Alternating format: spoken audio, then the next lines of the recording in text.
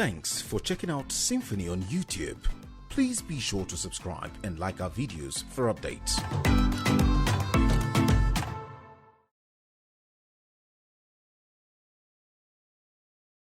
Top among issues that dominated the Northwest Zonal public hearing of the alteration to the provision of the Constitution of the Federal Republic of Nigeria 1999 are judicial and local government autonomy, state police and devolution of power.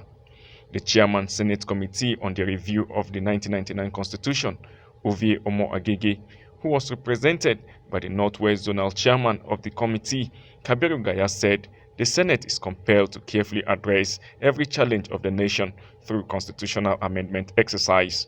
You will agree with me that if we get those items through constitutional process of alternation successfully, then our constitutional democracy will be set on the right pedestal. When the people are fully involved, they will own the process, legitimize it, and defend its outcome.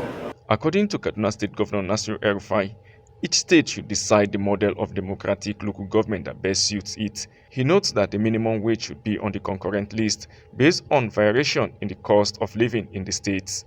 Why should the federal government be enabled by the Constitution to fix a national minimum wage that it can afford, but most of the states have been unable to implement? Some who made presentations at the public hearing are calling for a constitution that reflects true federalism.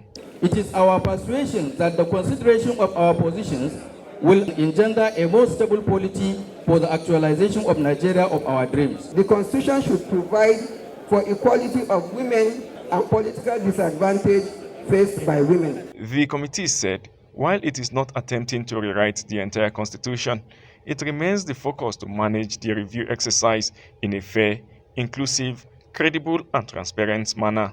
So far, 35 memoranda on a broad range of issues and proposals have been submitted for hearing.